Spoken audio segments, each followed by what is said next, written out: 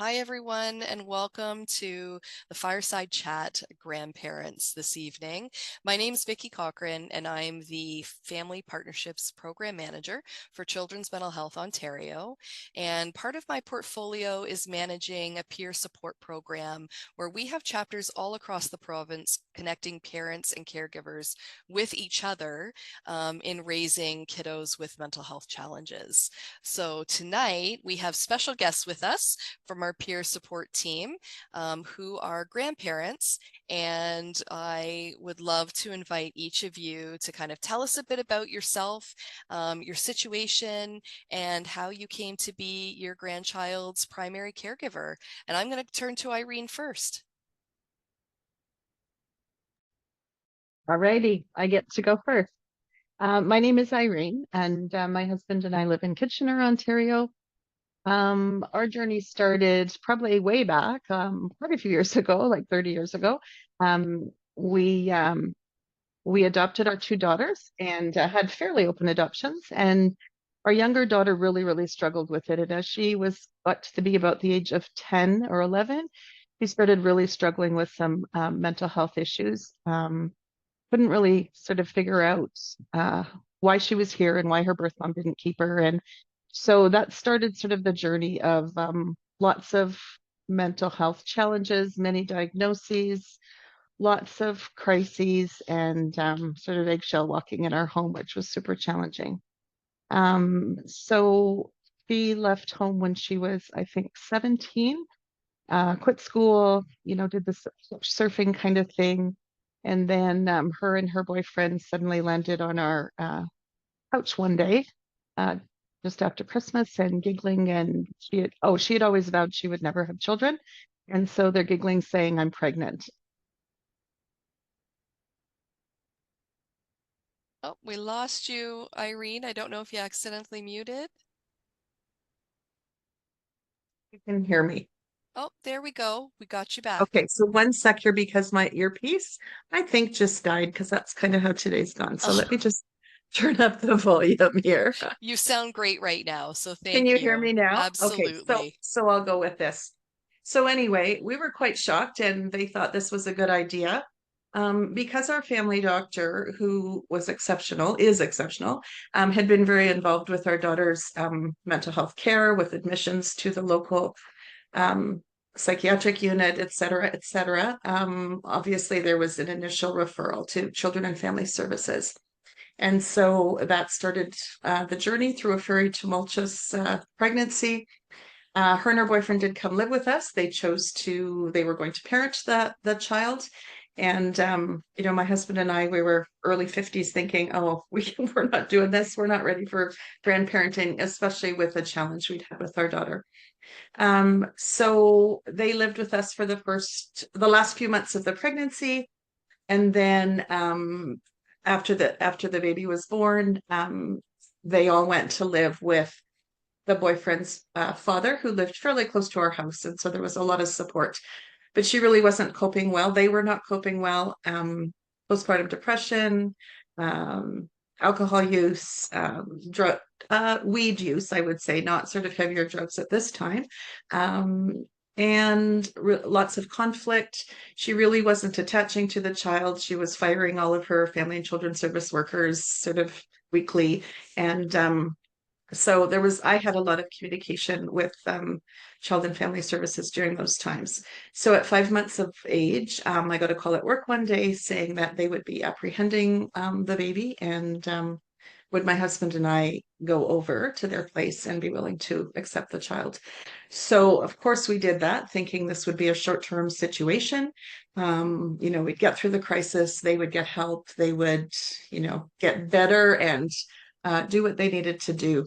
But that wasn't the case. And so they ended up breaking up a short time later. And so then we entered the whole court system and custody. There wasn't a lot of support from the boyfriend's family up until sort of final court decisions were being made. And then suddenly they wanted the child, but that didn't end up happening. So when she was about, I think maybe 18 months, less than two, we obtained legal custody for our granddaughter. And I guess what I would say now is one of the things in our court document stated that all access by either birth parent would be at our discretion. And so that ended up being a really good thing because my daughter then sort of derailed more and ended up into a lot of addictive, abusive kind of situations. Um, Mm. and That's so so hard. yeah, so that's Yeah, kind of in a nutshell. She's 10 now. And I think maybe we'll talk about some of the other things a little bit later on, but we that's my will. story. That's where I am today. That's, it's amazing because I asked for your story in like a brief moment, but there's so much to share. So thank you, Irene. I think you did a really good job of kind of walking us through an incredible journey in a brief amount of time, and we will dig more into this as we go through. So thank you so much for your introduction. And Irene is actually our chapter leader for our grandparent peer support chapter. So Irene, do you want to share before we move on with introductions when your meetings are for folks to join you? Sure, for sure. So we just started in the new year and we had our first meeting with attendees last month. So the second Thursday of every month is when we meet. It's virtual.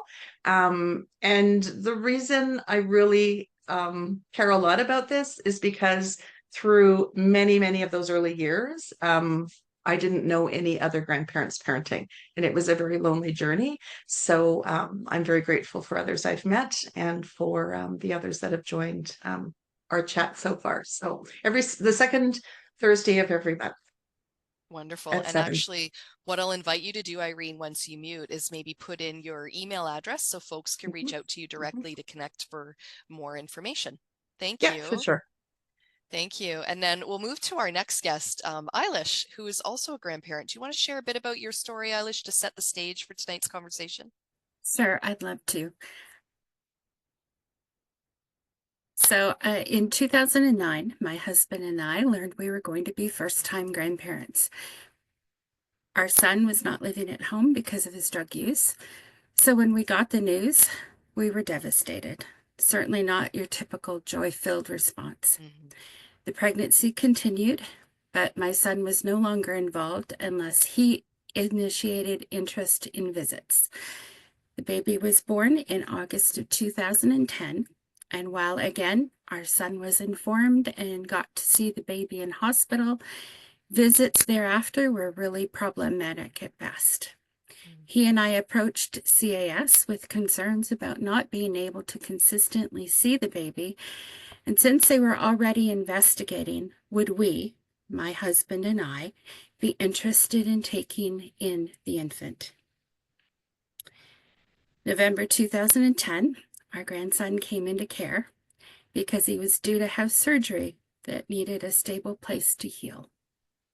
He was apprehended that day at the hospital and placed in our care legally. On his first birthday, our son made the decision to get clean. And while it's been an interesting journey since then, none of us have looked back. We have had involvement with CAS, we have had lawyers, we have had mediation, we've been in and out of court, we've had all of those hard things happen. But at the end of the day, our grandchild is safe with us. And our son, who initially was doing the drugs, got clean on our grandson's first birthday, made the decision to get clean, and then it took about a year. But he was allowed visits with his son and then overnights with his son. And now our son, because of the pandemic, lives with us as well as our grandson. So their relationship is growing and becoming healthier by the day. And we get to see this amazing relationship unfold, and we get to co-parent with our son, something we never ever imagined in that first year and a half would ever be a possibility. Thanks, Eilish. Again, that's such a huge journey in a few sentences that we can't even fully comprehend, but I'm sure there might be folks joining us or listening in after tonight that probably can connect with some of your story. So thank you for sharing that, and I look forward to digging more into that. I'll turn now to our Timmins chapter leader and family peer supporter, Kathy. Good evening. So my story, there are aspects of both of these in mine, and I think we'll see that theme throughout the whole evening. But my daughter started struggling with mental health issues when she was about 10 or 11.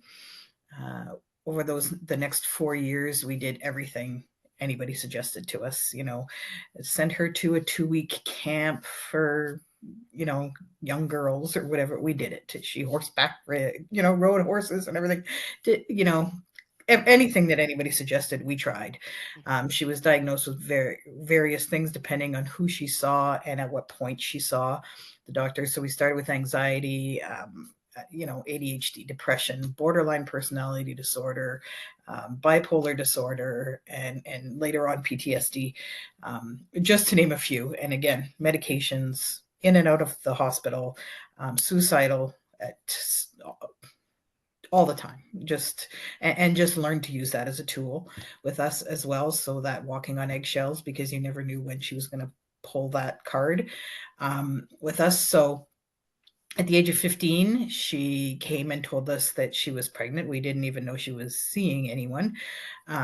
Obviously my heart broke. She was 15, and at 43, I was absolutely not ready to become a grandmother. It was not in my plan for several years. But we knew that she couldn't take care of the child. She wasn't responsible enough, and her mental health was just not stable enough that she could do this. She was 15. So we decided, you know what, this is happening. We're going to support her. We're going to be there. We're going to help her raise this baby. We, turned one of the rooms into a nursery, did all of the stuff. She, throughout her pregnancy, just bounced around between, I want to keep it, I want to give it away, I want to have an abortion. It just was constantly, we just never knew what was going on with her. And I'm nothing against adoption. I just felt that if it was going to go to somebody, I just couldn't. I couldn't do it. But she was committed to keeping it at the end. But a lot of the boyfriends, the fighting, and the this and that. She was supposed to live at home, but then she didn't like that. We didn't want the boyfriend to move in as well. So she decided she was going to leave with the baby, and then she, one day, you come and get him, and then sicked neofax or child protection on us that same evening, saying I had taken him. And it was at that point the child protection placed him with us for short term. We did the fight, the courts, started by fighting against her and the father to be able to see the baby and to have him. And then next thing, she flipped and wanted, she was on our side, wanted him with us after all. We ended up getting shared custody with the two parents, but really, she never really attached with him.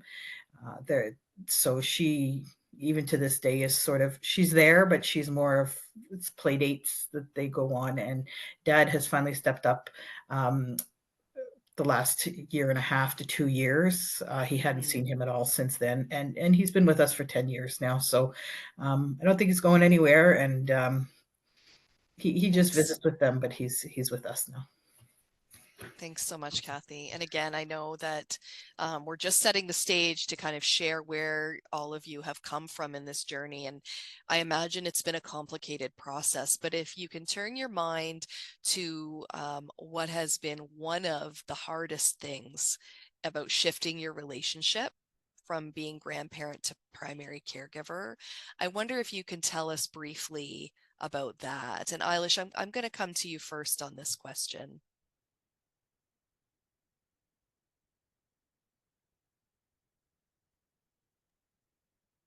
Sure, I appreciate that. Well, we never really got to be grandparents. We were 48 years old when our grandson came into care. Our children were out on their own. I had a job I loved, and we had just purchased a sailboat and were making plans to sail the North Channel. Everything changed with the decision to take our grandchild, but there was no other option. I had no income. I was exhausted, being up day and night through the stages with a very restless baby, toddler, preschooler, coupled with the steep learning curve of trauma-informed care and the need to find childcare for all those court dates. I felt socially isolated from our friends, and I was judged by extended family. One of our children decided that they were going to be a big sister to our grandchild. The other decided they wanted to be the best aunt ever. Those early years were really, really hard on us. We knew there was trauma-related challenges, but I didn't know how to help them. I was told about and took a course on Circle of Security, which taught me so much and assisted so much in helping our grandson feel safe and secure with me. As school years arrived, as they do, there were so many behavior challenges that both pushed me to the limit and broke my heart. School was not willing to listen to our suspicions, and then as the diagnoses came, they weren't willing to work with us in the diagnosis. Eventually, we had to turn to our local CPRI, and we received help from a psychiatrist. Thank you, Eilish. That's a lot of journey and a lot of pain that goes along with that, with those ups and downs. And we often hear from a parent perspective how things can shift once school hits. And again, here you are in your second round of parenting. So thank you for sharing some of those challenges. And Kathy, I'm going to turn to you again for this question as well. What would you say was one of the hardest challenges, if you had to pick one for you in that role shift? Well, I think like Eilish, a lot of that suddenly there was a baby and I was up and I was buying diapers and I was buying formula and I was very fortunate that the childcare issues, things like that really sorted themselves out easily because of my job. And I had a lot of support from my family, my mom, my sister. But I think one of the things that was hardest was, like she said, I never got to be grandma. I wasn't able to be happy. Not that I wasn't happy that he was here, but I wasn't able to share that happiness of just being grandma and knowing I was going to get to spoil him and give him back, Yeah. Yeah, I think, yeah. And just, now I would never give him back now, but it has been tricky to be that one that has to discipline him and, Yeah. fill that role. That's a big shift. And It is. I like what Eilish, you said earlier as well about how you never really got the chance to be grandparents. So I'm sure there's many folks that have had that experience too. So yeah, I appreciate both of those perspectives. Irene, I'm going to turn to you because the next question I'm hoping you can start us off with around how you've navigated talking to your grandchildren about the situation and the changes to their family structure. Because going along with the change in you and what your role is, the whole family is impacted by this. It is. My dog is whining, so if you hear her, that's No what's going problem. on. She's like, what is going on? So it was, it was tricky, I'll say, because, my husband was Papa or is Papa. And my daughter, when she was pregnant, I said to her, what will my name be? Like, I'm too young for this. And so she said, you're Gigi, you're Gigi. So that kind of stuck. So our granddaughter, Nice. that's always what she called us. And then preschool comes along and, I remember her the first day coming home from preschool and she said, when you come pick me up, can I call you mommy? And I said, sure, you can. Her mom hadn't been that involved in those early years of her life. Just there wasn't a lot of connection during that time. However, as time goes on and kids grow up, my granddaughter, probably over the last year and a half, started her behavior started changing, and she started becoming really angry, and a lot of her anger was towards me. And so I had done a lot of reading with our other daughters around adoption and why kids struggle. And so I thought, okay, this is round two, and there's this thing inside my head saying I can't do this twice because the first time round was pretty tumultuous. Um, Anyway, so I would give her answers, mommy can't look after you because she wanted to go live. Why can't I live with mommy? And I'm sorry, mommy can't look after you. So as she got older, it sort of all things sort of came to a head last summer. Um, and she's 10 years old now. So her basically her mom was saying to her, mom lives in another province, and was saying to her, come live with me, come live with me. And so my granddaughter kept saying, I'm not going to live with you. I'm not listening to you anymore. I'm going to go live with mommy. So through some legal advice and through seeing a counselor, we got her to see a counselor. My husband and I saw someone too, just to sort of say, how do we deal with this? Because there's no book on this. Yeah. And you're trying to navigate it. Our work situation was such that I had a pretty challenging job. I worked in a leadership role in healthcare through the pandemic. And so my days were long. And then my husband worked all weekends. So we kind of tag teamed it to make it work. But a lot of the anger was at me. So we got her to see somebody. And then last summer, things sort of came to a head. And, it was in a very emotional time. And she said, why can't I live with mommy? What is wrong with mommy? So we talked about mental illness. We talked about addictions. And we talked about how mommy just wasn't in a place to be able to do that. And her first question to me, which just sort of got me in the gut, was, do I have that? Like, is that me too? Am I going to be the same? And it sort of Yeah. broke my Wow. heart because I thought, oh my goodness, here's this little girl. And yeah, I won't go into stories. I could, So so many things in insightful. my mind.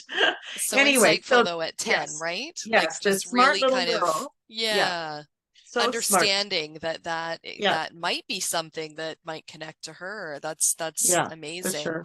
And I heard Yeah, a lot about connecting with counselors to support the process, and for you, not only your granddaughter but yourself and your husband as well, and yeah, that importance of getting yourself support too.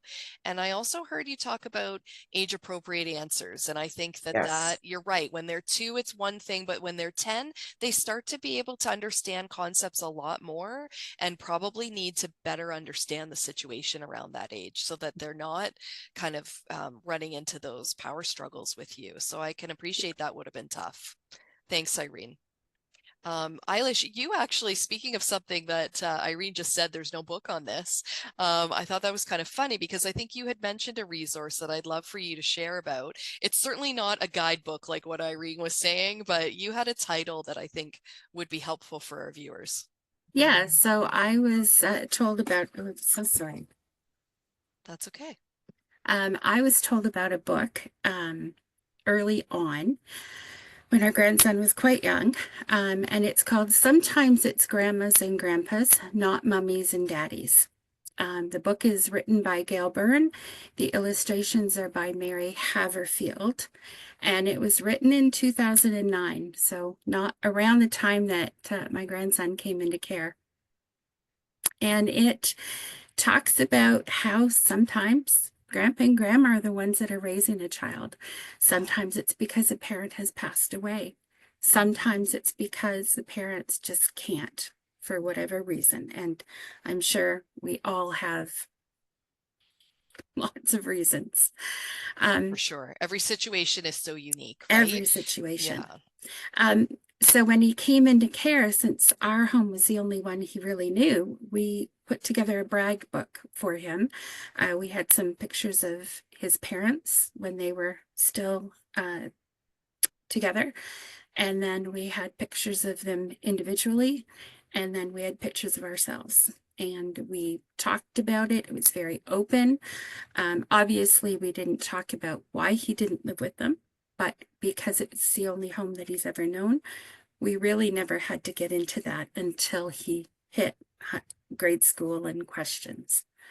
So yeah, That's an it's a amazing tool though, to It's make a, a brag book. I love it. That's a great absolutely. idea. Not Thanks for mine. sharing I that. stole it.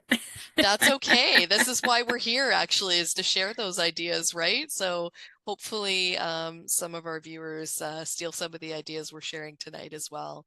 I imagine that all of this also meant that your relationships with your adult child or the other parent also changed.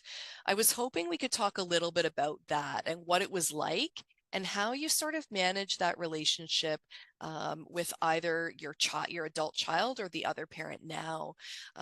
So Kathy, I'd love to come to you to start us off on this one. So this obviously has a huge impact on your Mm-hmm. relationship with your son or daughter. For us, it was my daughter, and because it wasn't a peaceful process. There was a lot of arguing. There were, ultimatums from her. Mm-hmm. Um, just and while we absolutely love our daughter, she is our little girl, and no matter what the challenges were, we stood by her and we were there for her always. But there came a point where when we decided to take him in, we had to make the decision that his well-being, his mental health, his safety had to come first. And that was not always easy because there were times, where she would have nowhere to go and we would have to say, we can't, because we just can't. He can't. This is not going to work for him. That And must have been so difficult for it you. was really, Yeah. really hard. She's always lands on her feet. I've got to give her that. Like, she always figured it out, and we were there to help. So, when she got Right. her own place, we helped her. It just, she couldn't live here. Yeah. There was also, you know, there's also the loss. Again, you grieve that loss of, she was 15. She didn't do prom. She didn't do high school graduation like the other kids in her age. She didn't date normally like, kids her age. So that we suddenly had this like adult relationship really early on, but she was still a child. Yeah. So it was yeah, it's taken some navigating, and it's also took a point where I finally had to go, say my mental health dictates that I cannot be your sounding board for everything that is happening in your life all the time, because Mm-hmm. I just I couldn't do it anymore, because it's just always drama, right? So, So setting boundaries was kind of had to, became like your primary goal had all to. around, it sounds Yeah, like. Yeah. for us and for him. Yeah. So, No, you're I not involved, you appreciate that. can't make the decisions. You can't have it both ways. So, Yeah, yeah, and those are difficult conversations, but it sounds like mhm. you took a really open approach and honest and straightforward, right? Just kind of Yeah, laying down the facts, and that's yeah, not easy to do, but thank you for sharing that, Kathy. you're Irene, do welcome. you have anything to add to that from your perspective? So I agree with the grief piece.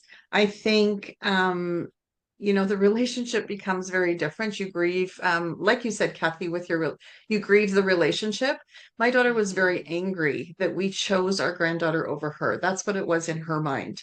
How dare you choose her over me? And yet, if you look at it logically, this is a baby, this is a child. You're 19 years old. Right. We are going to side with the child, the infant, who is helpless, right? Yeah. Cannot make decisions for themselves. And that logic, of course, didn't work. The other challenging thing was with our granddaughter's father, who was devastated. He didn't have a lot of family support, so we also had to navigate that and not sort of parent him at 19, if you will, because he didn't have. I mean, he wasn't that mature either. So yeah, you're trying to navigate a lot of things. And at Tricky. the end, A lot of tricky it's very roles. tricky. It Yeah. is. And at the end of the day, I totally agree. You have to look after yourself too, which I didn't necessarily do in those early years for sure. I'm learning that as I go, honestly. Yeah. Grief Yeah. and boundaries, big themes. I love that. Thanks, Irene. And it really does highlight the importance of prioritizing, right? The needs of everyone involved, because everyone does have needs, but you can't meet them all as an individual. So grief and boundaries. I love that. Eilish, do you have anything to add? Because your situation is unique in that you did go through a journey of having to set boundaries like what Kathy and Irene have talked about, but now your son lives with you, which could be hopeful for those that are, tuning in, dealing with mental health and addiction, that there could be another side to this. So I'd love for you to bring in your perspective on that. Well, I do have to say that our grandson's been living with us now 14 years.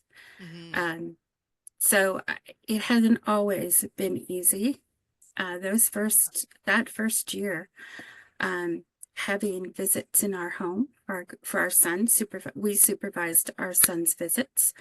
Mm-hmm. There were often times when I wouldn't let him in the door, Right. That's hard. because he was not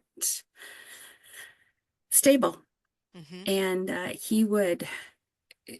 the doors would be locked and he'd bang on the doors, and I would just walk away because there's nothing I could do for him.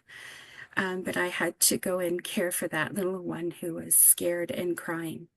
And I had to make that decision. It was hard, but he was going to be okay eventually. And so today, flash forward, he's yeah. living with you, he's co-parenting with you. How does he reflect on those times? I'm curious. Well, he has done a lot of work. We both Yeah. have. Yeah. Neither one of us are the person we were 14 years ago. Right, fair enough.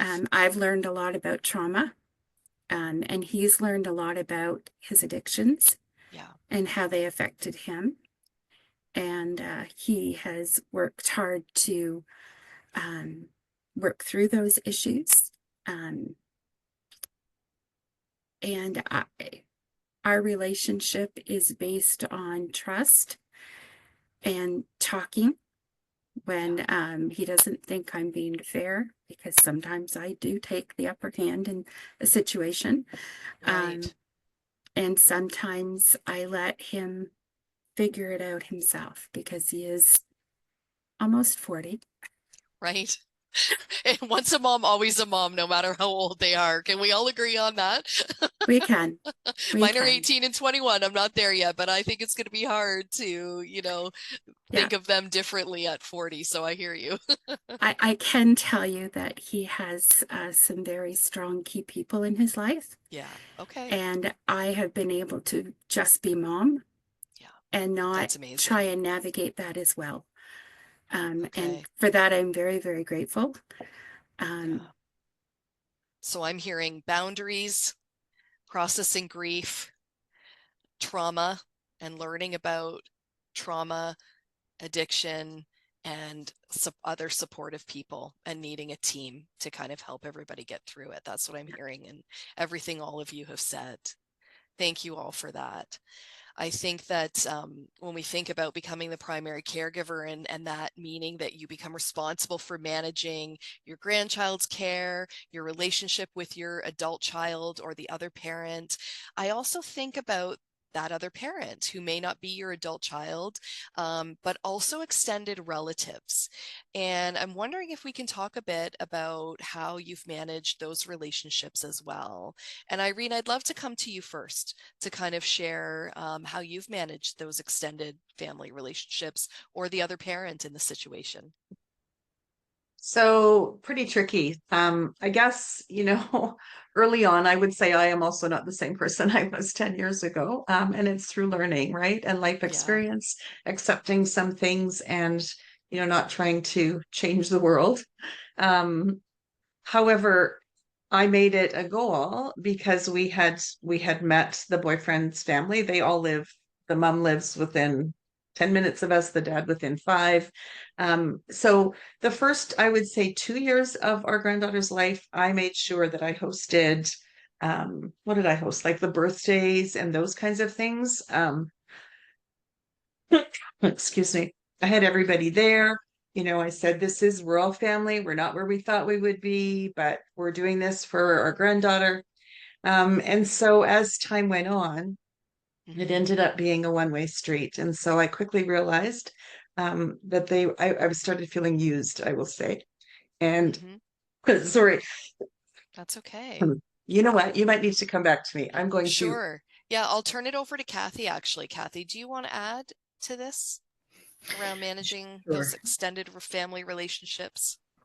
Sure. We actually initially when we went through the whole court process, there was a lot of animosity between us Mm-hmm. and the other family.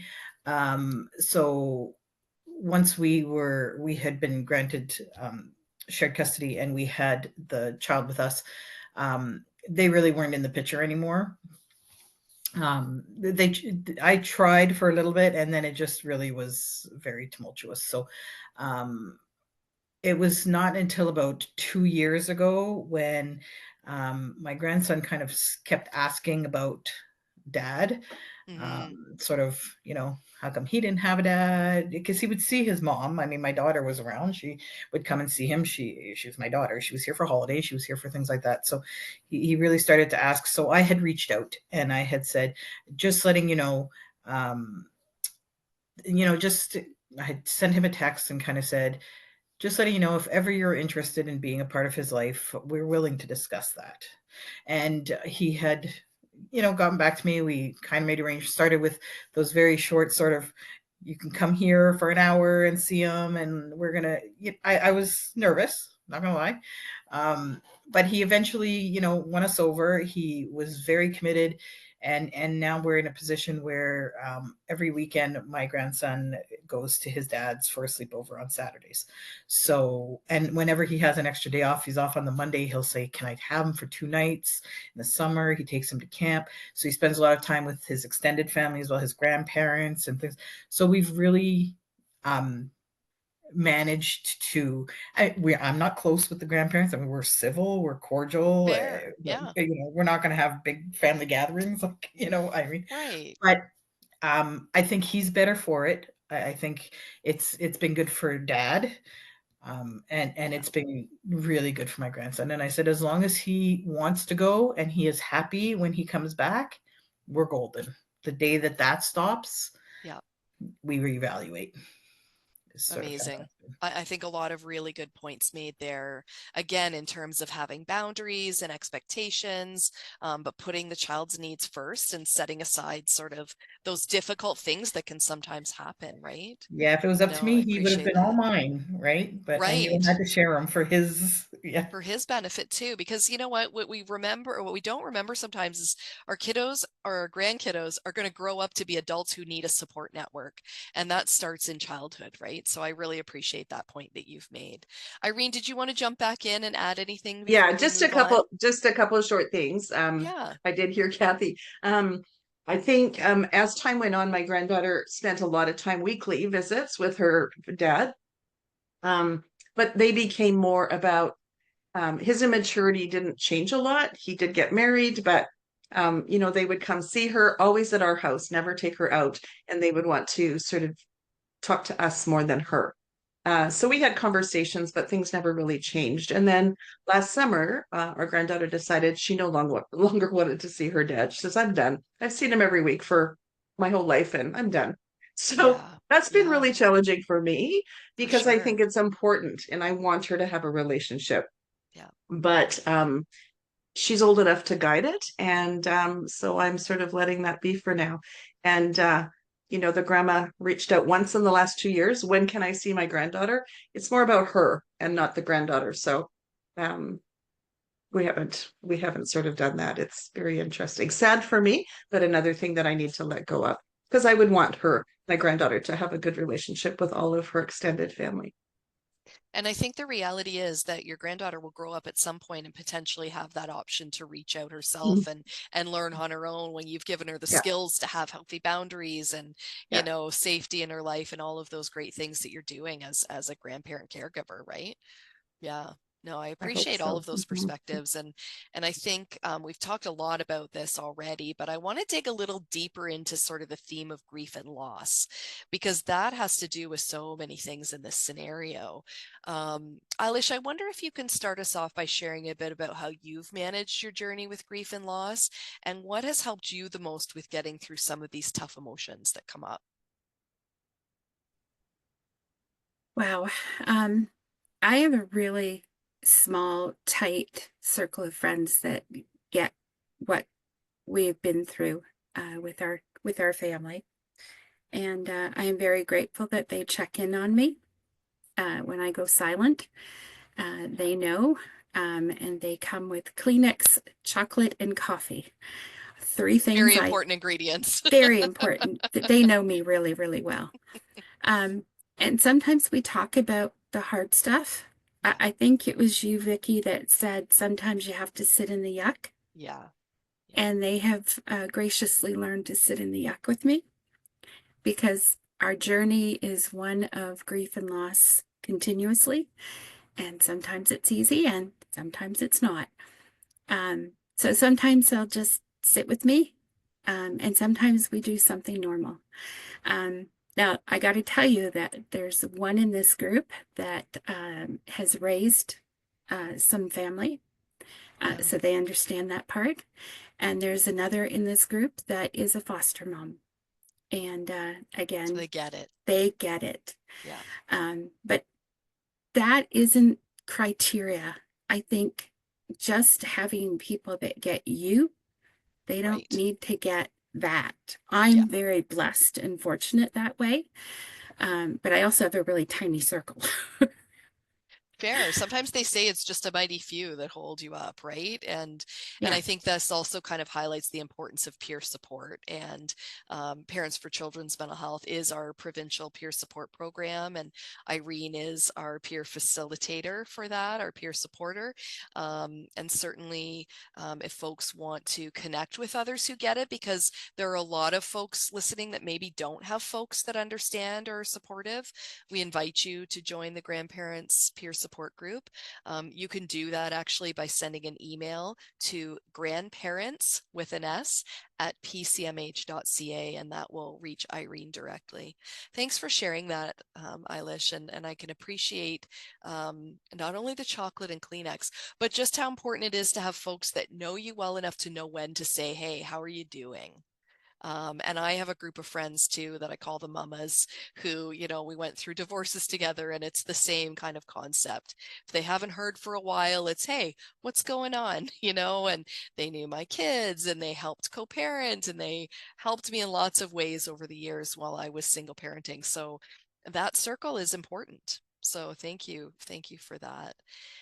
Kathy, do you have anything to add here? Because I know you've talked a lot about grief and loss too, and the processes that you've gone through. Yeah, I think I was fortunate. I had a good circle of support, and I have a strong family support as well.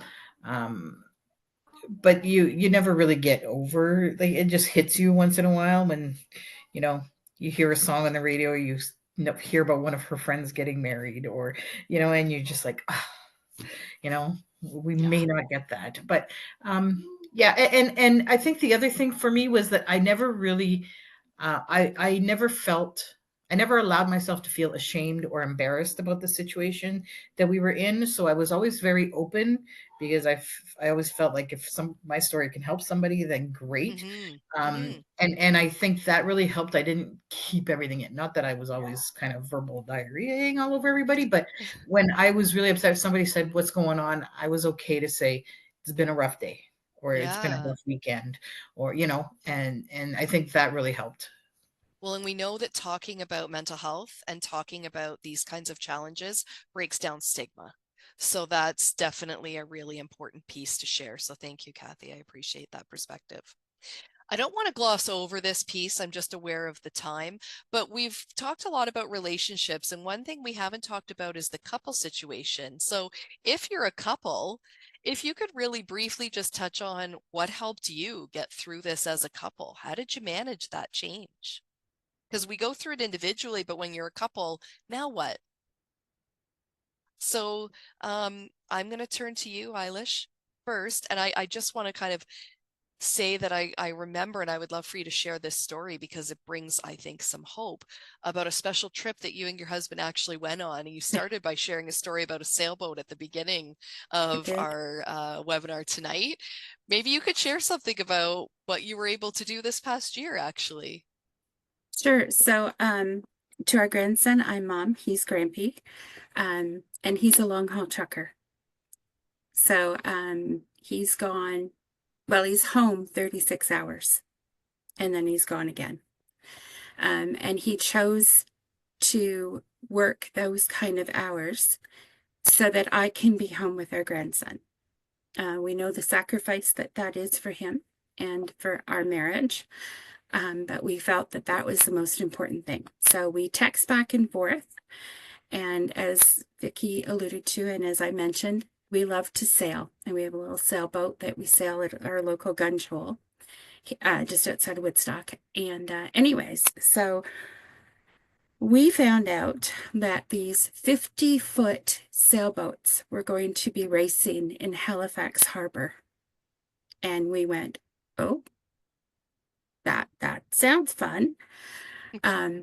We were just this past September celebrated our 40th anniversary. And we've not been on a holiday. We've not been away overnight in 14 years.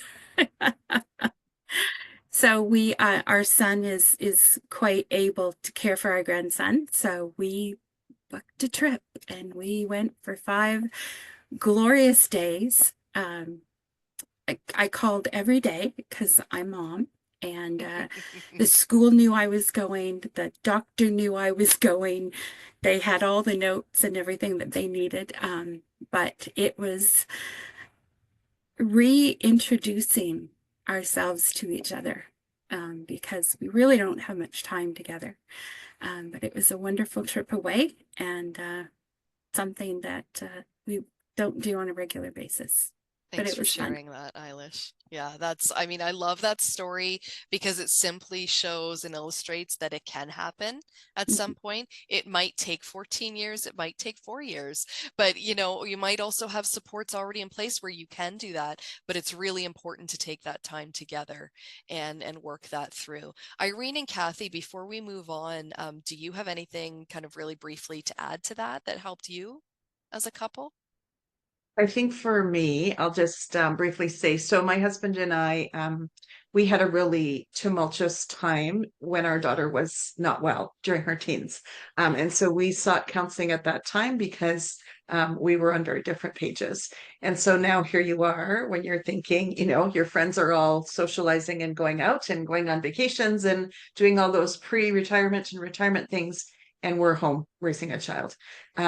So again, counseling, I would advocate for it because honestly, it allows you to look at things, to have someone from the outside objectively look in. We've made this choice to parent our granddaughter, and yeah, there's lots involved, but we made this choice and we want to do it well. And so we need to find ways that we can communicate and connect so that we can be on the same page. And sometimes the counselor helps with that. That's a great point. Thank you so much, Irene. So I'm going to just move us along to kind of looking at the fact that there are a lot of families in the province that are going through this kind of a life change.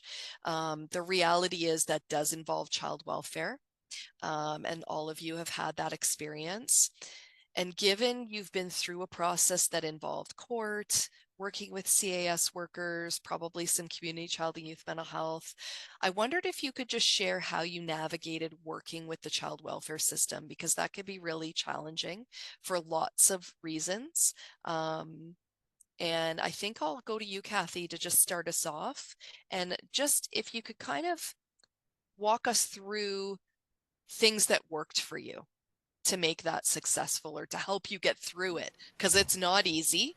I worked in child welfare previously myself with kinship caregivers, and I know, kind of like Irene said, you know, they made the decision to care for their grandchild thinking this is going to be temporary and it might just be Yes. quick, and then suddenly 4 years later you're still in it. So just some quick points of what worked well for you in making working with child welfare successful. I think first of all, we had to be sure of our choice, Mm-hmm. because it was a road. Um, Yeah. we were fortunate because of my daughter's age, there wasn't really a lot of child protection saying, well, really, he should be with mom, so we were fortunate in that fortunate, in that regards. But I think we were always very open and honest. So if, she tried to use child protection against us, would call and say, oh, I think this is how they would, call up and say, Kathy, we need to Right. come and say, come on over. Like, we never hid anything. I would say, come on in, check the room out, do whatever you need to do, Yep. and that's fine. And so I think just that open communication with them, and just, being sure that this was what we wanted to do, because Those are great tips. yeah. So being clear and open communication, open home, open door policy. Yeah. Thanks, Kathy. Eilish, what about yourself? Any quick tips that you'd want to share around what worked for you in working with child welfare? Well, I didn't have a guidebook or a training manual for navigating the CAS No or one the does. courtroom. Yeah, And that made it all so much more overwhelming, right? for sure. I'd ask our worker if there was at least a brochure for grandparents because I was positive we weren't the only ones. Mm-hmm. I don't know if there were, but there had to have been. Um, because I was told every story is different, that there was no brochure, but there are similarities. Mm-hmm. So there are things like a caseworker is assigned, and who that is, what's a caseworker? You need to find your own court date, your own caregiver for court dates, and they have to be CAS approved. You have to expect to wait on court date because it's not necessarily at 9 o'clock in the morning. You may have to be there for 9 o'clock, but it might not be until 3 p.m. So you need to have a caregiver that is CAS approved and can care for your child the whole day. um, Yeah, good tips. And I the, know Kathy mentioned in the chat, document everything. And I know yes. that was key for you too. Do you want to speak a little bit about that? Yeah. We were told very early on to document everything. So we had our grandchild with us. He would go for visits with his mom and visits with his dad, but we had him with us. So and he was at a maternity home with mom for a short period of time and then placed back with us. And so we were told during visits to make sure you document everything. Mm-hmm. If there's how can I put Good this? and bad, right? If Good and bad. Yeah, You want to have that balanced approach of what's going well, what yeah, needs some help, right? What yeah, needs support. Yeah. yeah. We asked for a communication book. Mm-hmm. That was great because I would write in it, Yeah. but it didn't get written in at the other end. So it was very important to us that we document because we didn't have to testify, but had we had to testify and there was a point where it looked like the story was going to trial, I needed to have my facts straight so that I Right. could say, this is during this time, from this time to this time. So And if you don't document, document, document. document, Thank you, yeah, Eilish. Amazing. So important when you're working with systems that require answers from you and information on a regular basis, and it's hard to keep it all straight. So that's great advice. Irene, you had one other tip that I think is important for folks too, around legal consultation. I mean, maybe you can kind of just speak to that really briefly. Sure. So for us, it wouldn't be legal at the very beginning, but legal. I think if you're thinking, Vicky, about recently. So last summer, is that what you're thinking of? Yeah, I'm Or just thinking of the importance of that in general. yes, yes. Mhm. So early on, of course, ensuring that we understood. Um, what our legal rights were.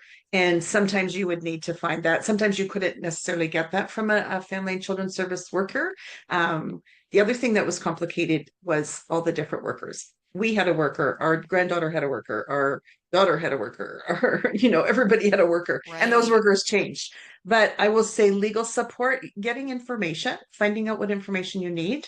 Even last summer, as I had shared about my granddaughter wanting to go live with her mom, um, I spoke with a family lawyer and just said, what, legally, can she do this? Because I remember early on hearing that, as soon as a child can understand, they have a choice or their choice is legally considered. So it didn't sit well with me. So, I would say get legal advice, and it was most helpful. And so last summer, the lawyer said to me, it's not an option unless my husband and I think that it would be a good idea for our granddaughter to live with her mom, which is not a good idea. I mean, our daughter is doing much better. And so then I just asked my daughter, stop saying, come live with me. And I just said to my granddaughter, you can't, because of what the courts decided at that time. So get good legal information.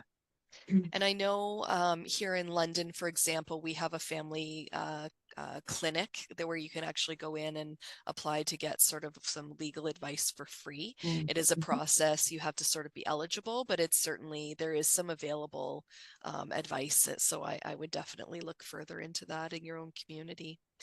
So if we look at wrapping up tonight, this has been a really insightful conversation. I think there's lots to dig into potentially in a future fireside chat. But I really am hopeful that there are some top tips you can share, and I'd love to wrap up our time together tonight by hearing a few top tips from each of you to help folks listening in. So Eilish, I'm going to come to you first. Your top tips. The top tips: document. That would be the sorry, main one. I'm just going to ask you, there was a question in the chat around an example. Could you list a few examples of things you documented? There was bruises on my grandchild. So you make the call, but I also made a point of taking down notes, the day of the visit, what the time was, where the bruises were, that sort of thing, because I didn't know if that would be spoken to in court. Okay. So things like that. My grandchild would come and, in the summer when your child just smells of summer and sweaty and just wonderful smells, that's not what my grandchild smelled like. He smelt of urine and other things, and his diaper wasn't clean and his clothes weren't clean. And I documented those things. They were really hard to write down, but my heart told me that I needed to. So. And I would imagine any concerns you would want to write down: who's involved, dates, times, workers you informed, contact with workers, meeting with everyone, like meetings, take your notes, those kinds of things. Yeah. Yeah, Any other? Oh, sorry. I was just going to say we had mediation, and during mediation, a comment was made. Mom was expecting her second child, and a comment was made about the fact that she was expecting.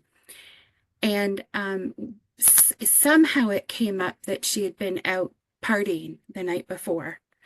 And so there was myself, there was a mediation worker, my husband, our son, her mom, her, and another CAS worker supporting her. Mm-hmm. And I'm not sure who it was that said it, but someone said, "Oh, you were out partying?" And she said, "Yeah, I drank through my son's pregnancy, and he's fine, so she'll be fine too." And I saw the CAS worker jerk in my direction, her eyes, and I went, "Oh, this is important. I need to write this down." I don't know why at this moment that it's important. It was important because it spoke to the fact that Mom drank during her pregnancy. And it spoke not towards her, but towards the challenges that would express themselves in our grandson. And when we met with the doctor, we could say, "This is what Mom said." And they went, "He doesn't physically look like it, but let's do some testing." And then we got our diagnosis that we were of fetal alcohol spectrum disorder. Yeah. Yeah. Yeah, Yeah. no, super important. And you're right, that's where documentation comes in, because Huge. doctors need to know when that was, found out, who it was, how you found out. That's all part of the diagnosis process. So yeah, great examples, Eilish. Thank you so much. Irene, I'm going to jump to you for your top tips for us tonight. I would say find some people. It took me a long time to find people. There was a lot of really lonely times, and I some of the friends that I had or that I thought were good friends. I had one work colleague who was amazing. She was actually my boss, and she was excellent, and we could share things. She understood some things. Um, but find your people. And I do have a small knit group of friends. There's three plus me. And once a month, we have hot tub night and we share stories. And so find your people would be one thing. And because I found it a very lonely journey early on, and be willing to talk about it. It took me a long time. Kathy said you were open from the beginning. Took me a longer time to be open about it till I kind of Yeah. could say, you know what, this is my story. And I don't know that I was embarrassed, but I really didn't want to acknowledge that this is where I was in life, or I don't know. Anyway, Fair so I enough. was willing to just share my story. Yeah. And Thank look you, after Irene. yourself. Do something that you love to do. Find joy every day, even if it's being grateful for the small things. Thank you, Irene. Those are great tips. Kathy, over to you. Wrap us up with your final All top right. tips. I think I'm going to do two. One, make things official, if at all possible, legal, so that you don't have to fight the same fight over and over. And second, sort of touch on what Irene said, find a way to take care of yourself. I, about 5 years ago, decided that my mental health needed for me to be able to unplug. So now every year for at least a weekend, usually a long weekend, I go away by myself, alone, and I I do love what I that. want, which is usually hit a casino. But I just go away where nobody needs anything or wants anything from me. I just can completely unplug, and not to minimize what grandfathers do in this situation, but I think as moms and grandmas, we're just always on, and I think we need that chance to recharge, and it's not easy to prioritize it, but you really have to. You really, really have to. And I So, think that's a really important point because you tend to carry the mental load, right? And yeah, I love that Irene wrote in the chat a responsibility vacation, 100%. I think that's a great term versus self-care, right? Take a responsibility vacation, even if that's just an evening to yourself or an hour to yourself that you wouldn't normally have. There are ways to find that time. So thank and just want you. to say, Vicky, to touch on that, there were people who would come to my group who would say that was their hour, that they were doing that Yeah. for themselves, is going to the meetings, to the support Yes. group, and getting that support and refilling, recharging. Thank you so much, Kathy. That's a really important point because that's the reason that we're all here tonight is all three of you are family peer supporters with our Parents for Children's Mental Health Peer Support Program. And that's exactly why peer support is so important. That hour and a half that folks can spend together with others who get it and not having to explain all of the details and not having to get into the dynamics or the details and just be able to sit with others in the same space is really valuable. So I invite anyone listening to check out our Family Care Center at family.cmho.org to connect with resources as well as our peer support chapters. Thank you so much, Irene, Eilish, and Kathy for joining us tonight for our fireside chat and for all of our guests that stuck with us as well. We really appreciate all of you, and we really appreciate the time that you've shared with us tonight as grandparent caregivers. Thank you so much.